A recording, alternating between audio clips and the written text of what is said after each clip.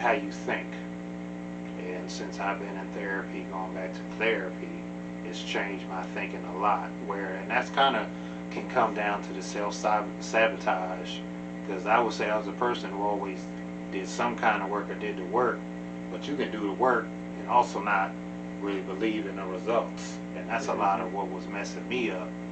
And some of the other things mentioning too is also staying consistent. I know everybody says stay consistent in whatever it is that you do, and that's a whole, and that's a long thing, so we'll do that in another video. Good and bad times, like he said earlier. Because staying consistent, there's a lot, like people say, they think a lot of things is black and white. No, they got a lot of colors to them. Staying consistent has a lot of colors. We gotta save that for another whole nother video. episode. Yeah, we do, because there's a lot that comes with that. But those are just basic things, and not even everything. But again, you're not going to do, and I don't quote, I'm not going to say the Bible verse, but I'll say how you think is what you are, what you're going to do, how you're going to be.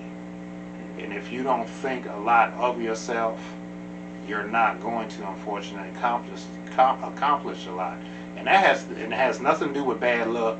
It has nothing to do, I've heard people say, I think everybody else got to get blessed and I'm last on the list and stuff like that. No, it has nothing to do with any of that.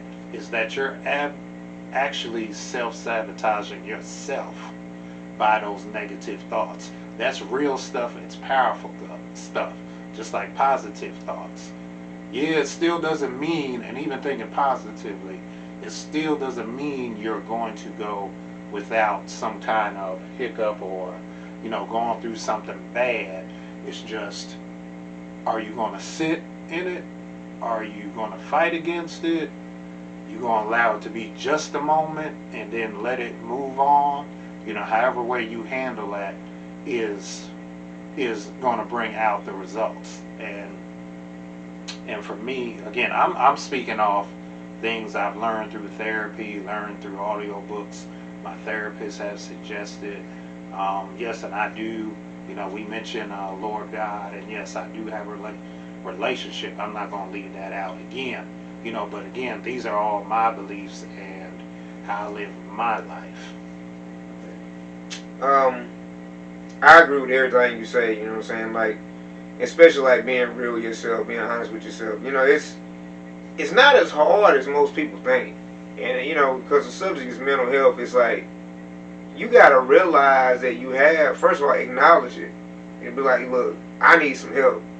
Or I have a problem. First of all, it's like anything else. Realize that you have a problem. Acknowledge it and accept it. And then, and I don't say problem in a bad way, realize that you need to heal from whatever it is you need to heal from.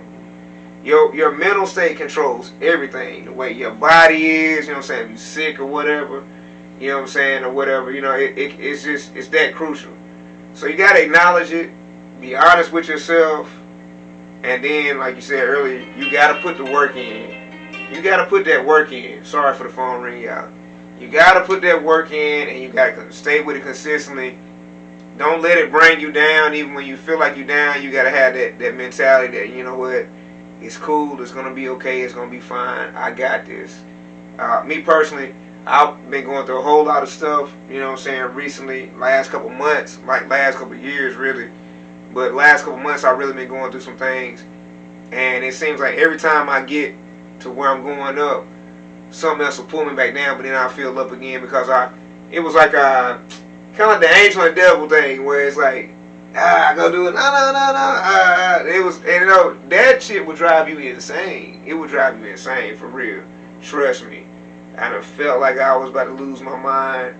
I almost to the point to where I almost wanted to admit myself to a facility. If I had the money, I probably would have, just to get away from life or whatever, versus doing other things that I don't want to do, that I know I shouldn't do. But for me, I have a family, so I didn't want to leave my kids, you know what I'm saying? I didn't want to be that. To me, I thought for myself, it was me being selfish.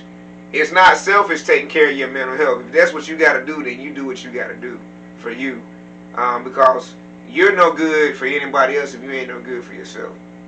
My grandmother told me that years ago. She said, Eric, you got to help yourself before you help anybody else. And that is true. Mentally, spiritually, and physically, and financially also. All of those aspects. But the mind controls so much. So if your mind is tight, everything else, I believe, will fall into order. You know what I'm saying? Because along with proper mental health comes, you know what I'm saying, perseverance, discipline, you know, that yearning want to succeed or whatever. And then success will come, you know what I'm saying, if your mind is tight enough, you know, whatnot. That's why you got to guard it, you know what I'm saying. You got to protect it and nurture it. Like, it's your own, it's almost like you're your own parent, you know what I'm saying. Like, Yeah. like your mind is your little baby. You know, you wouldn't let anything harm it. Like, so protect your mind as best you can. Like, for real. Yeah, and that just comes from, again, being aware of, you know, what are you watching? Those things do affect you. Even sometimes when people, you know, using those terms shade and, you know, I'm just lightly shading, and, you know, sometimes, you know, people are joking and stuff like that. People will be like, they might say a joke and you might be offended, or playing around with you in some kind of way, and you might be offended. And most time people just be like, oh, it's not a big deal, you know, it's a deal. A deal is a deal. It's like a sin. You can't put the weight on somebody else's. And I'm guilty of this. You know what I'm saying? With my other half in particular, I would be like, I would brush a lot of stuff off.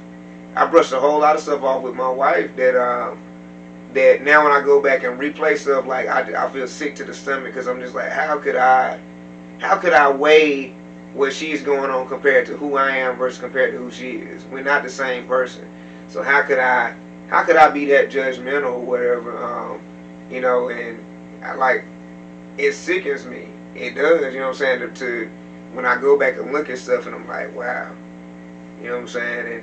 And you don't realize how much you affect another person sometimes until it's too late.